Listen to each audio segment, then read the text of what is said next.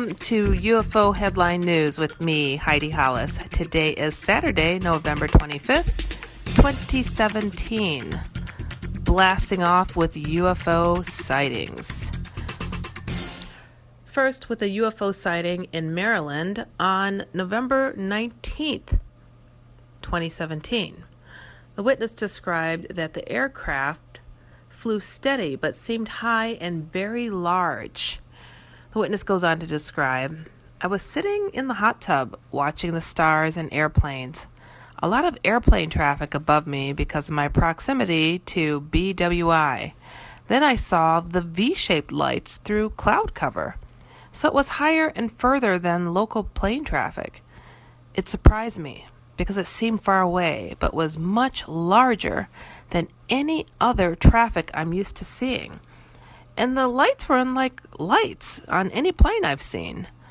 Both sides of the V were lit with individual lights, maybe 5 to 8 on each side. No light was brighter than the other, but there were no lights except on the V. Nothing in the center. It was flying away from me, roughly south. It flew at a steady pace and disappeared into the clouds. I've watched a lot of air traffic around here and also grew up near George Air Force Base in California. This looked nothing like anything I've ever seen, though I did feel like it was terrestrial. It flew like you'd expect an airplane to fly, steady and unchanging. It was only visible for about 10 seconds, emerging from the clouds and then disappearing back in. Our next UFO sighting is described as a black triangle in Albuquerque, New Mexico on November 17th, 2017. The witness details driving in Albuquerque, New Mexico neighborhood and saw a triangle-shaped craft with lights. They go on to state, I was driving around in the Nob Hill area of Albuquerque. I turned down a side street and saw a triangle-shaped craft with lights that went up the side of it. It was illuminated, so it formed a V shape. I stopped to pull over and look at it because I thought it was strange. Witnessed it for about 10 seconds before it was hidden behind a tree. I unfortunately didn't take a video or photo. The Air Force Base is close by, so I assumed it was military aircraft, but haven't seen one like it before. I've been living in the area for over a decade. My first thought is it was some sort of stealth-type plane like a B-2, but they don't appear to have that type of light formation at night.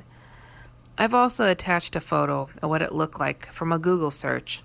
I didn't take this photo. This is just as close to what I saw. Our next story involves an alien encounter in Wilmar, Minnesota on October 20th of 2017.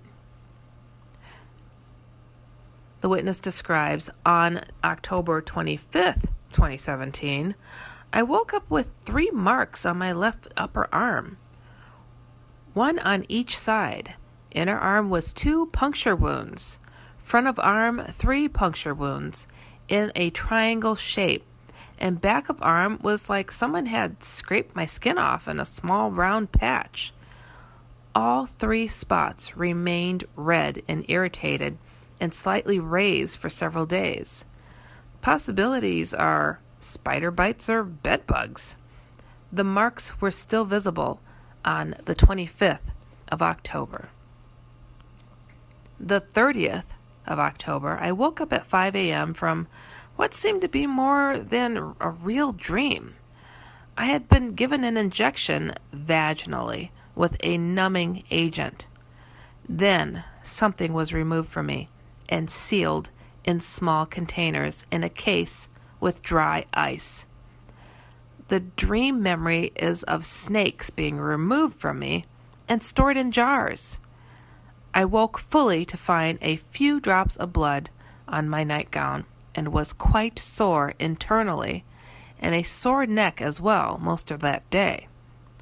From past experience, I am guessing they took an egg and checked on me. My normal cycle was a week late. and I passed tissue. Same as previous experiences. On November 19th, I woke having a difficult morning. But when I went outside my apartment around 11 a.m. to dispose of compost, a strange man was standing on the sidewalk with his back to me. He appeared to be holding an infant in a white blanket and talking to it. I was afraid of him at first, but did go outside. He walked a bit away from me, then watched me closely as I disposed of the compost. I re-entered the house again, and then the man turned to face me. He was holding an infant inside his jacket. It appeared to be male and was wrapped in a white blanket. The man then turned and walked quickly away, disappearing into the empty hospital parking lot. I ate lunch, then felt the need to take a nap. I went for a walk around 1 p.m. to clear my head, and when I returned from my walk, I received a phone call from a local retired military man. He invited me to a local park to play frisbee golf. I agreed, and he asked where I was and picked me up where I was for a few moments later. And it just ends there. Next, a UFO sighting in Kurztown, Pennsylvania that occurred November 19th, 2017. Watching what appeared to be a survey drone fly and saw this moving far above and beyond. The witness states, driving I-78 east, there was what appeared to be a very large survey drone flying. It was so large, I was trying to determine if it was a plane or a drone. Then I noticed something moving in a straight path far above and beyond the drone. Both the drone and UFO were headed west. The other object didn't appear to have wings. There seemed to be a slight haze around it, like you would see coming off a hot road. It gave the object an almost translucent look. It was traveling at a speed of only about 80 miles per hour, I would guess.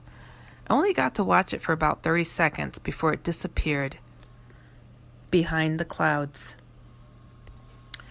A UFO sighting in Winston-Salem, North Carolina occurred May 31st, 1977, a blast from the past. Standing in the backyard about 50 feet over our heads for 20 minutes, absolutely no sounds, none. The witness goes on to state, myself and 6 other people were in the backyard when a round disc appeared above us. It stayed above us at about 50 feet. I could have thrown a rock and hit it. Not only did the craft not make any noise, but it seemed to absorb all other noises. We all stood motionless for 20 minutes, staring at the UFO. My brother and I often discuss the event and the complete absence of sound and lack of ability to move. I have no doubt we were given something that day. The sun started to go down and our neighbor's lights hit it and it started moving. We snapped out of it and it just slowly started moving. Wow, it's fascinating. Next, a UFO sighting in New York, November 17th, 2017. The witness states, a few days before this, I was having debates with people on Facebook about the chemtrail controversy. So as I'm walking home from the store, I noticed 3 planes in the same area leaving behind what seems to be chemicals. So I took my phone out to record at that time, and I witnessed 3 more planes. As I recorded the 6th plane, there was a UFO flying underneath the 6th plane. However, I did not notice this not until I viewed the video for the 3rd time. As the video shows, it was a clear day, and it definitely was not a bird. This is not the first time I witnessed a UFO, but it is the first time I was able to record it. But what was more strange is 2 of the planes completely disappeared. No, they did not fly out of view. I thought it was very strange. And no, I'm not crazy. I'm starting to see more and more strange things. I'm going to forward the video, and I look forward to hearing what others think of it. Wow. Next, a UFO sighting in the Isle of Wight, England. This occurred June 7th, 2007. The witness states, I used to work at a small airfield back in 2007. My duties involved airport fire crew and air-ground radio operator. On the day of the sighting, I was in the radio tower with a colleague of mine. There were only a few aircraft in the circuit at the time when my colleague said to me, "What's that in the downwind leg?" Once he pointed it out to me, I said, "Oh yeah," and grabbed the binoculars. I couldn't see anything distinctive apart from it. It looked cigar-shaped and all black. No aircraft markings or anything.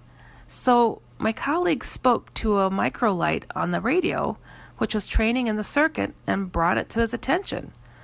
The microlight also spotted the UFO after my colleague gave him a rough idea where to look and said, "Hang on, I'll break off out of the circuit and see if I can see what it is." The microlight climbed and climbed as quick as it could to try and catch the object, but the object seemed to climb a lot quicker than the microlight, and eventually just went out of sight, and we never saw it again. I remember the microlight pilot saying how amazed he was that the UFO climbed a lot quicker than he did. Microlights aren't the quickest of aircraft, but they can climb reasonably quickly from what I've heard, and the pilot said he just couldn't keep up with it. I felt excited at the time because I am a believer, and I believe it was my first sighting, which I will never forget. I only found this website to report this, to share my past experiences recently. Then finally, for UFO sightings, a black triangle sighting in Shiprock, New Mexico. This occurred November 17th, 2017. A triangle ship-like thing on the sky in the middle of the desert in Shiprock at a construction site. The witness states Friday, November 2017, Shiprock, New Mexico. It was about 2 p.m. and I saw in the sky what looked like a triangle, flying object-like thing in the sky. It had a trail of flames behind it. It fell like a shooting star. That's how it fell. It disappeared really fast that I couldn't get my phone out to take a picture. I work in construction at the site in the middle of the desert. I went home and told my daughter. I sat and explained it to her and what I saw. She quickly pulled out a photo of the Phoenix Lights of 1997. She showed me a picture of the triangle object. Creeping into the paranormal.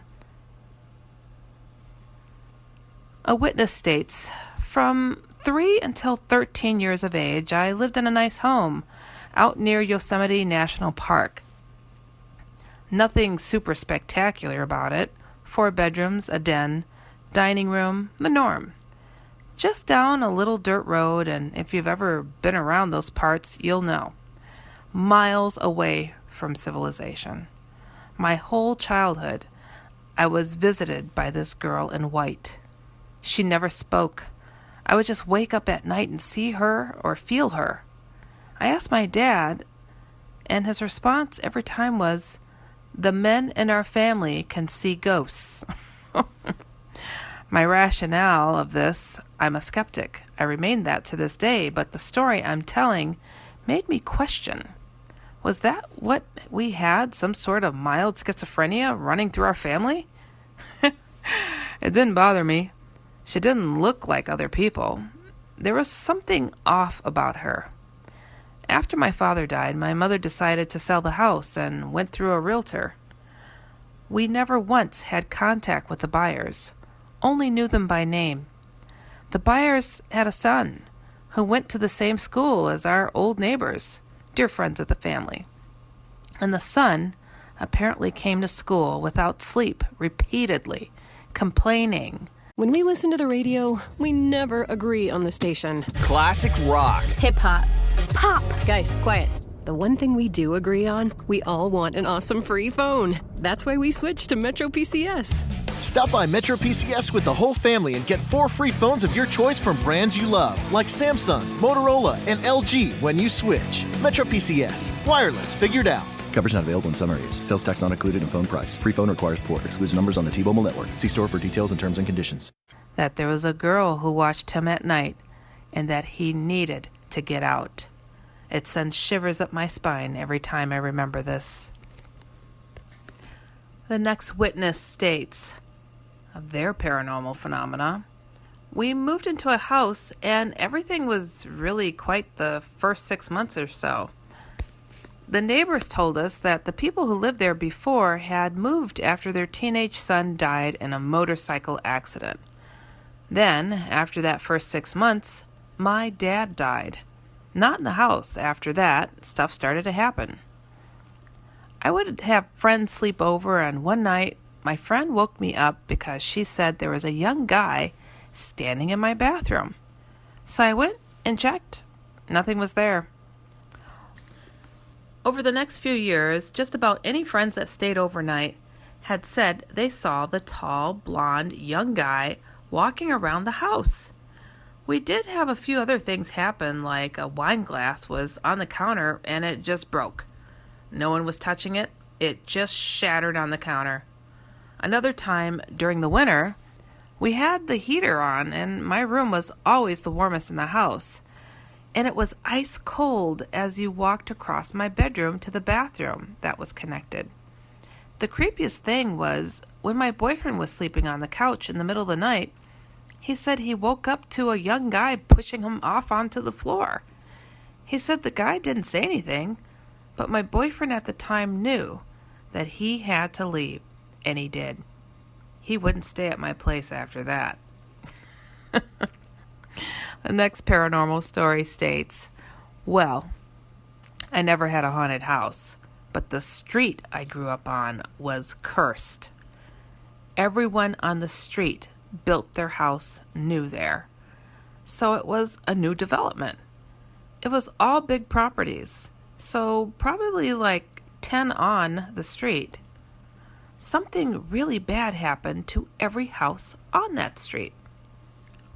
One suicide, one hit and run death, one cancer and death, one guy fell off a ladder and broke his neck, one kid was declared mentally insane. There were more, but I can't remember the specifics. One bad thing per house. Our house got off light, meaning no one died or became paralyzed. Our dad became abusive to my mom and older siblings, and it destroyed our family. My mom and us kids moved away.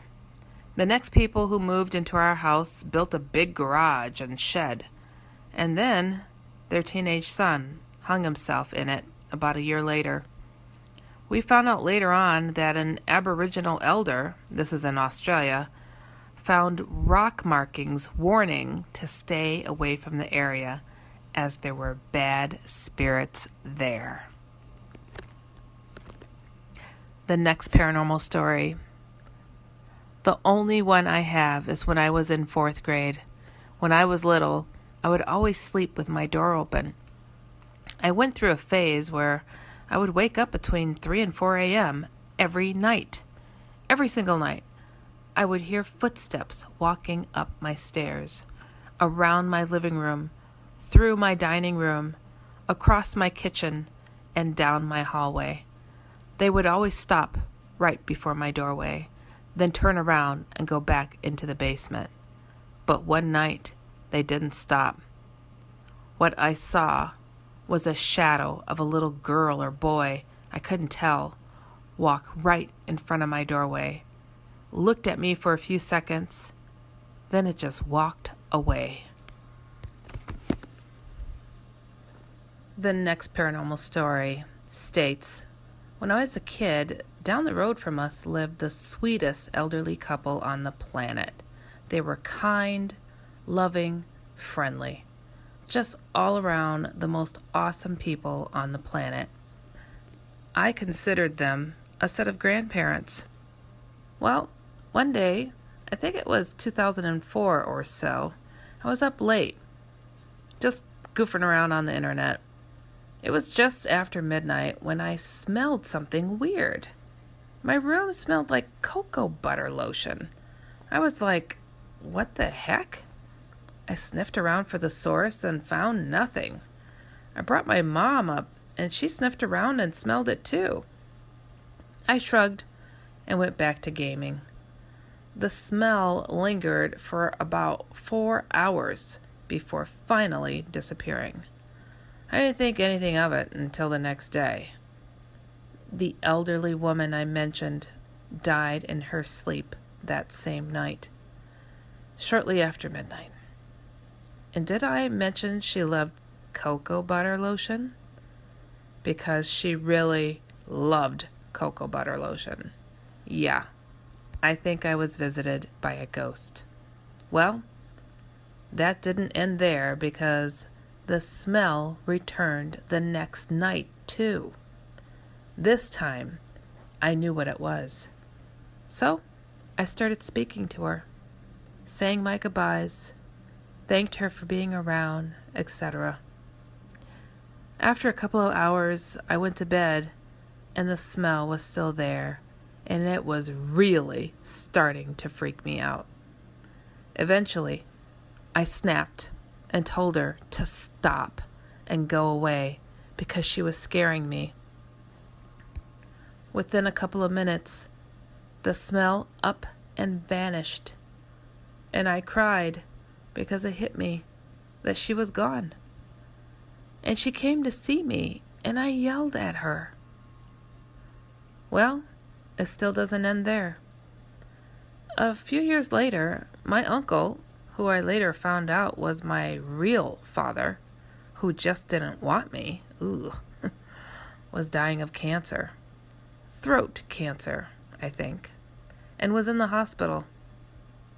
Then one day, shortly after he was admitted, I randomly smelled cocoa butter lotion again at about 4 p.m. It only stayed for about 2 minutes, then disappeared. But I knew what it was.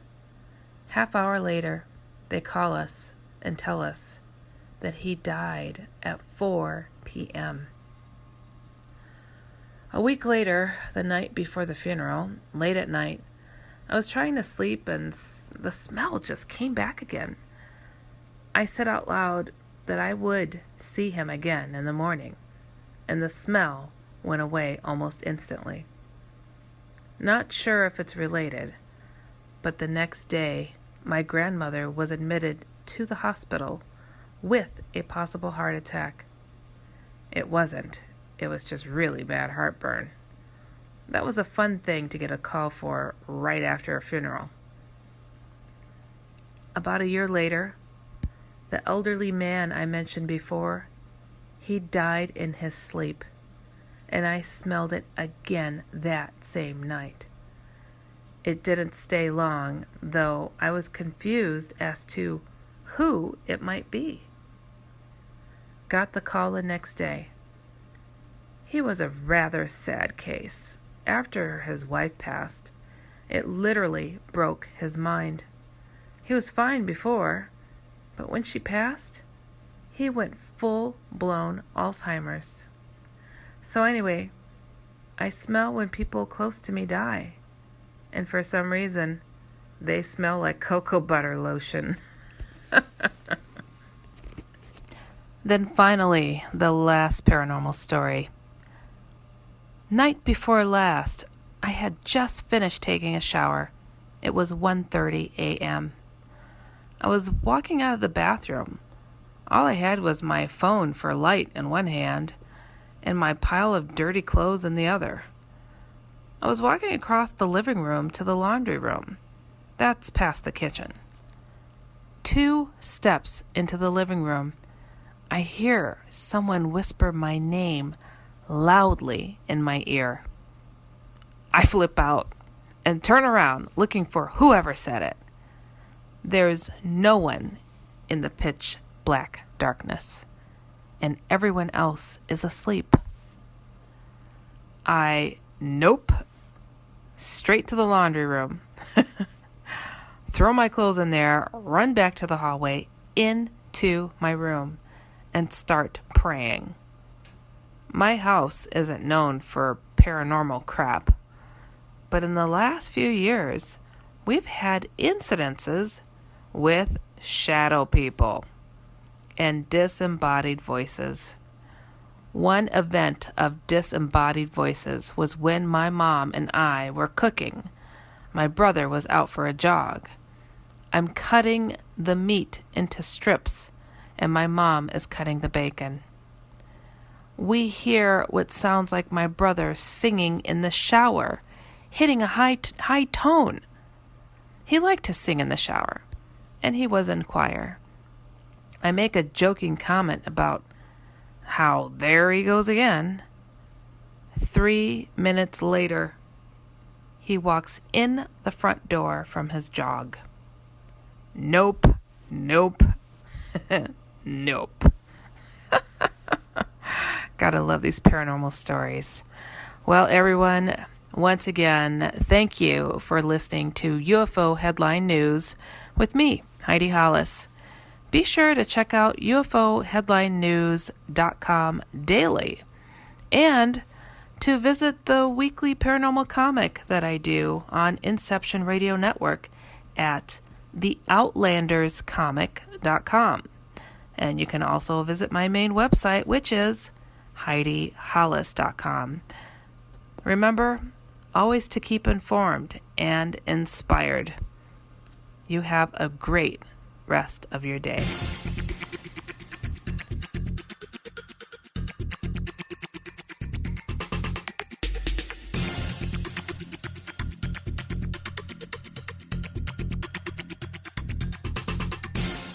When we listen to the radio, we never agree on the station. Classic rock. Hip hop. Pop. Guys, quiet. The one thing we do agree on, we all want an awesome free phone. That's why we switched to Metro PCS. Stop by Metro PCS with the whole family and get 4 free phones of your choice from brands you love, like Samsung, Motorola, and LG when you switch. Metro PCS. Wireless figured out. Coverage not available in some areas. Sales tax not included in phone price. Free phone requires port. Excludes numbers on the T-Mobile network. See store for details and terms.